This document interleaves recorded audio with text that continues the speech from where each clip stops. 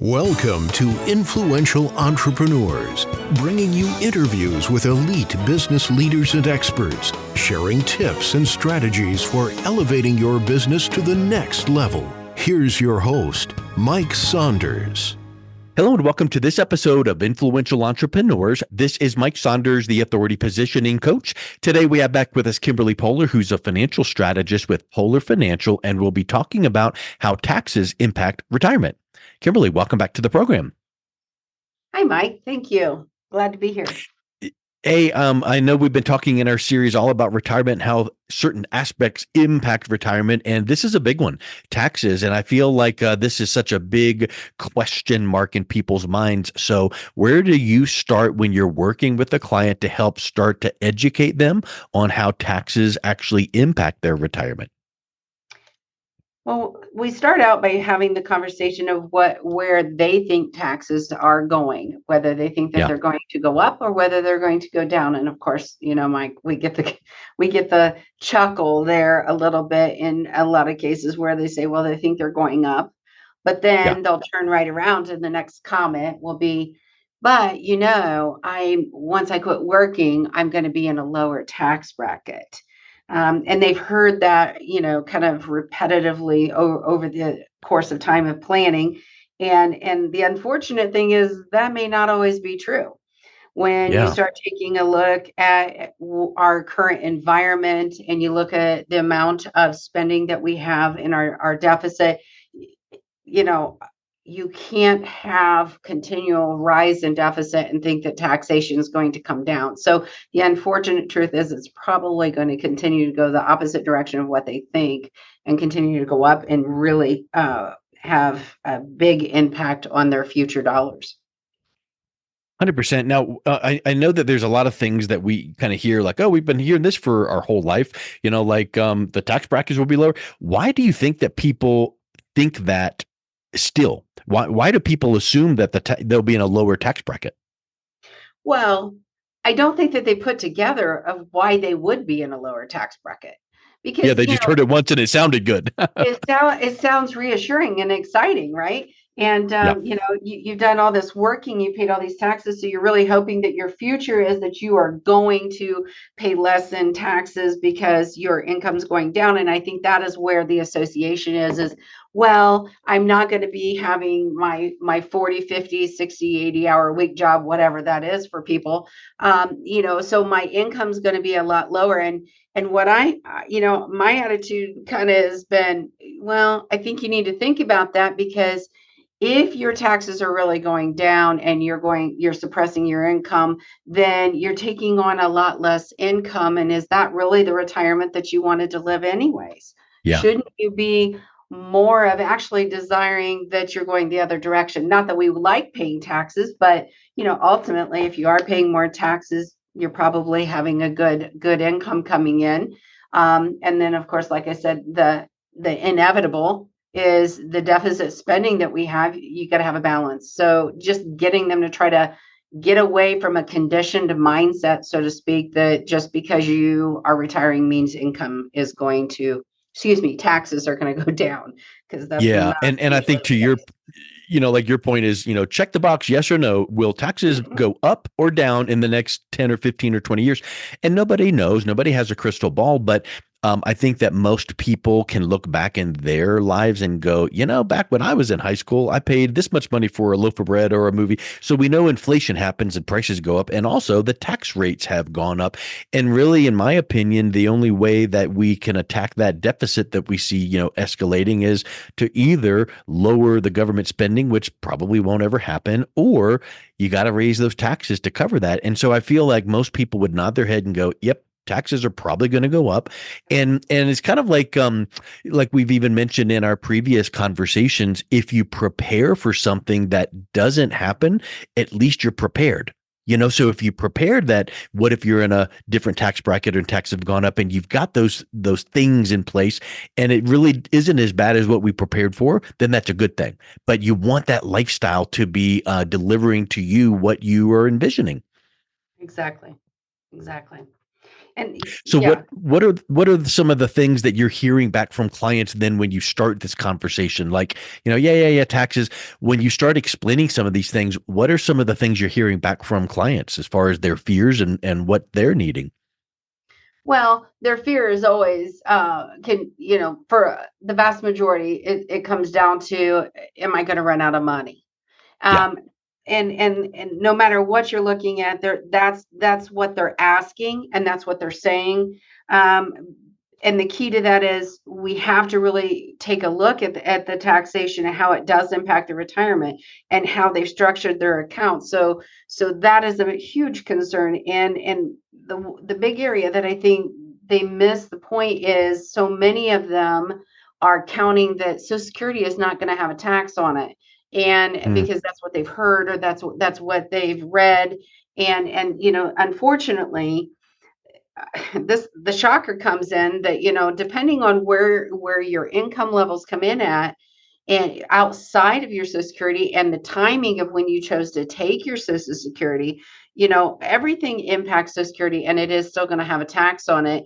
And that tax can range from 50% clear up to 85% taxation on Social Security. And I'll be really honest, I've seen some that's had it happen, and they were so caught off guard by it when they come in. They're like, how in the world, I thought I had planned that this wouldn't happen. What did I not get positioned correctly? Or is this incorrect? Is there a mistake? And the unfortunate part, there isn't a mistake.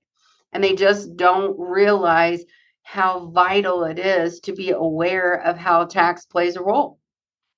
It Uh, reminds me of when we watched Shark Tank and they asked the entrepreneur, hey, what was your revenue last year? And they say $1 million, and everyone shouts, and says, congratulations. And then they say, well, what was your profit? And like, well, we lost 100,000. Well, it yeah. doesn't do any good to make 1 million if you paid out 1.1. So the same thing here is like you see that number, that Social Security number that, okay, when you retire in 2 years, like you've planned, you're going to get X, whatever that number is. But what then they don't realize is what comes out of that. What is going to land in their back pocket that they can spend? And if they were misinformed about, well, it doesn't get taxed at all, or a smaller amount, that really is going to be a big hit in what they can use to fund that gap in retirement. Exactly. And my another point, to go right along with that, is they get taken off guard when they haven't been educated that, what, there is a huge impact even on their Medicare. And what I'm Hmm. talking about is their Part B.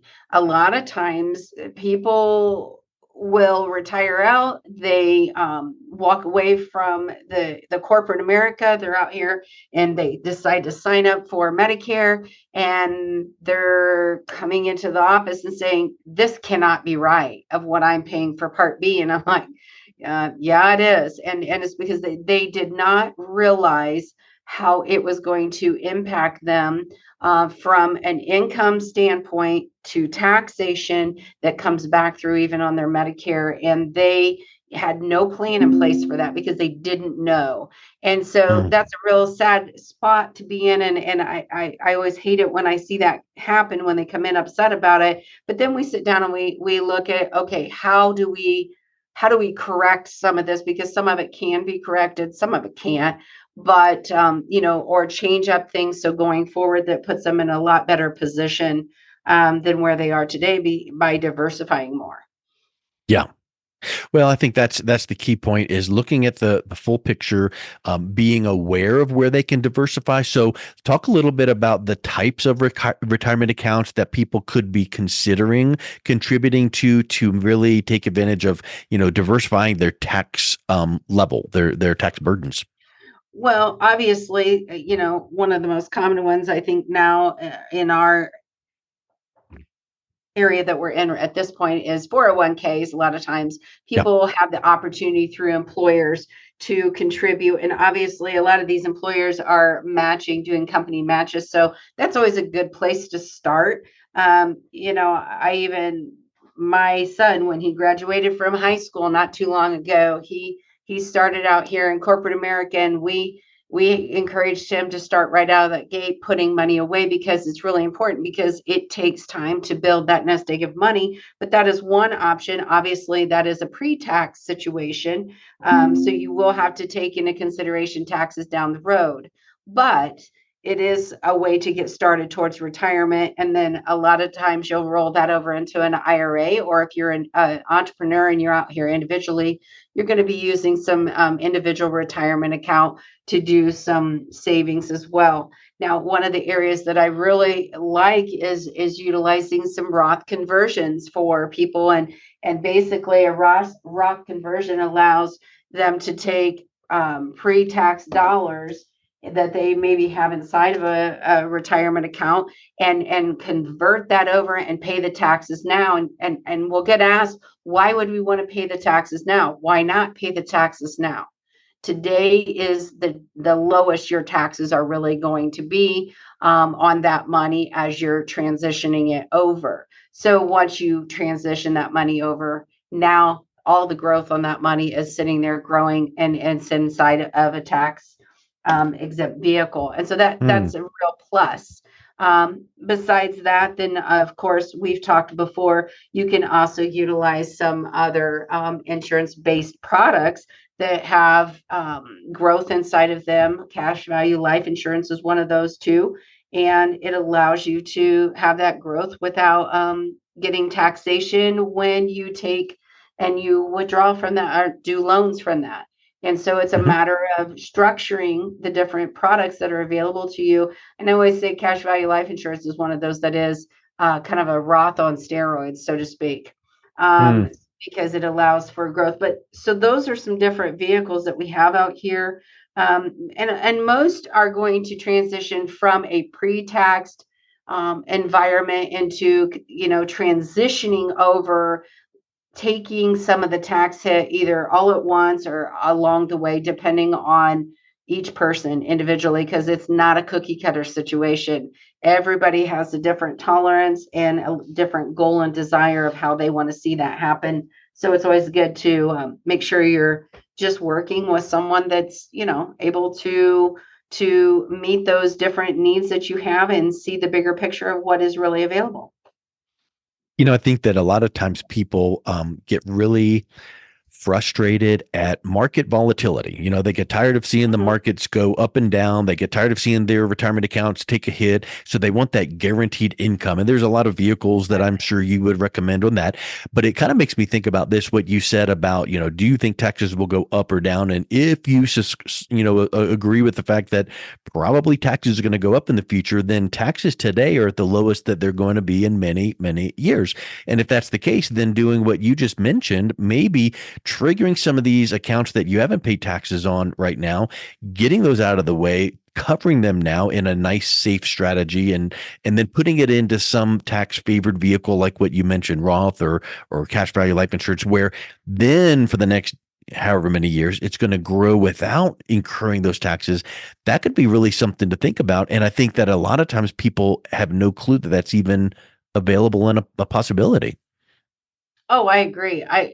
I really don't think that they have been educated, and that it's been talked about enough for clients to understand that there is some real power behind making that choice to do it that way. The unfortunate thing, Mike, is sometimes it feels very painful to take the tax hit now. Yeah. And one of the things, I try to express to clients is, I know that it hurts to take the tax hit now. But if we can get a strategy in place to do that systematically, and to mitigate not all, some of that taxation in the future, or all of it for some people. I actually had Yeah. one client that said, let's do it. Let's do it all in 1 year. I want to rip that Band-Aid off and I be was done just thinking the with it. Band-Aid. Yep. Yeah, so we said okay, and we planned accordingly for that to help. Where is those resources coming from to help offset that tax liability? But we also were able to help them get that everything positioned so that it's not going to affect their Social Security. There's not going to be any taxation on Medicare going forward once they do take that. And then the transfer of that wealth going to create that legacy for them as well. We just were able to position that client in such a better position that they don't even have to do the tax return in a lot of cases if they've positioned everything correctly, which who doesn't want to get away from having to do that because you've already taken care of it. So Right. yeah. I think that is so huge. And just like what you just mentioned there, no one should listen to that and go, that sounds good to me. Let's do it. Because there is not one solution that is right for everybody. It just depends.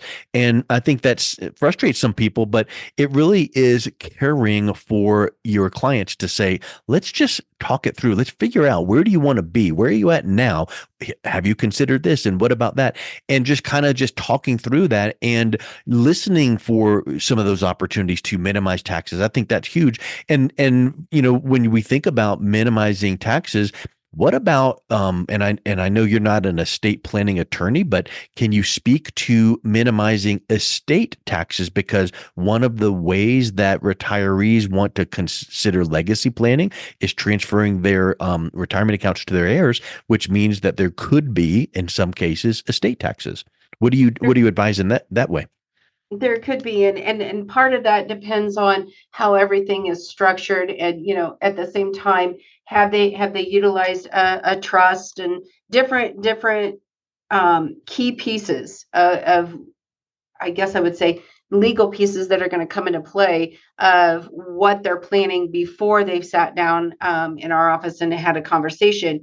So we're going to look at different vehicles and piece that together by, do we need to cover those taxes, and what is going to be the ideal vehicle? Because there's several different ones, Mike, that we can use.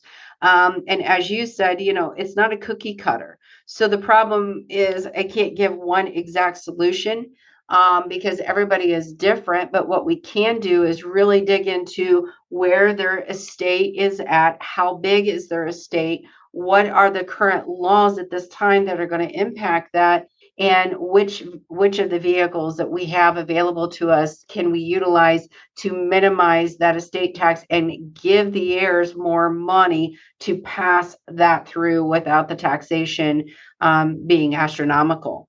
And there are Yep. ways to do that.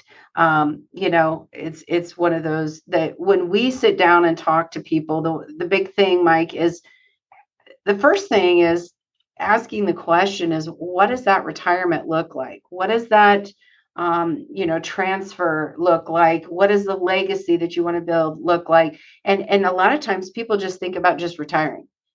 They Yep. don't they haven't took the time and to create the vision of what they really think retirement is. And so I really back them up and say, let's talk for a minute and find out, because what do you want to happen when you pass away? If here's an example.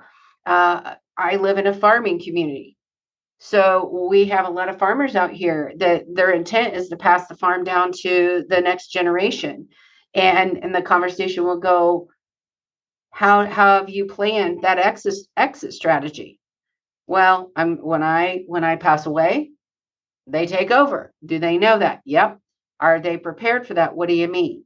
And the big thing that they don't talk about, and this is what I'm really, really passionate about with people, is understanding that just because you want to pass that on to someone else, your family, the next generation, the family farm, whatever it is, family business, you have to have a succession plan in place. And that goes right along with the estate planning. And it Yeah. all comes together, but it's that person has to give the vision of what that looks like. Do they want to give a plan in place enough that family that's going to receive that estate doesn't have to worry about the taxes? Or do And you isn't have that a to? huge gift? You think about, making peaceful plans for your family after you're gone, and what a huge gift that is to think that far in advance and to make sure you've paved the way and smoothed the way and smoothed out those wrinkles. It is. And the big thing is a lot of them don't realize that they can do it. That Yeah. there is actually a way of going in and taking the time to do that plan, and it's in and change the total trajectory of where that future inheritance is going to go, and how Yeah. far it can go. And one of the examples is that if you think that your kids are going to take over the farm or the business and you didn't do that planning, now what if they have to start liquidating assets just to pay the taxes? And now, that becomes a vicious cycle. I actually have some situations going right now that we're in that situation. Oh my gosh, how do we liquidate down the assets to pay for care because this person got sick? And Mm, once we go to do that, it's going to create a tax liability. It becomes this vicious circle. How are you getting yeah. it done? So it is really about taking the time to plan and understand there are so many resources out here, but it's not something that you can just go out here and say, oh, I'm going to buy this policy, because that policy is not structured to build the estate planning out to help with the estate taxes and the transfer of wealth. So there's just all kinds of things that I think people, if they just understand getting with um, the right strategy put in place, makes all the difference in the world. And it is a real blessing because it takes the headache and the heartache out of it and leaves those legacies intact. I love it. Well, I tell you, Kimberly, it's just so neat to hear your caring perspective on these to help educate your clients. If someone is considering some of these aspects of minimizing taxes in retirement, what's the best way they can learn a little bit more about what you provide and reach out and connect with you? They're welcome to visit my website at kimberlypohler.com, or they can give us a call here at our office. We'd love to talk to them. And our number here is 260-306-3456. And we'd love to hear from them and have a conversation. Excellent. Well, Kimberly, thank you so much for coming back on. It's been a real pleasure talking with you again. Thank you, Mike. I appreciate it. It's been great. You've been listening to Influential Entrepreneurs with Mike Saunders. To learn more about the resources mentioned on today's show or listen to past episodes, visit www.influentialentrepreneurssradio.com.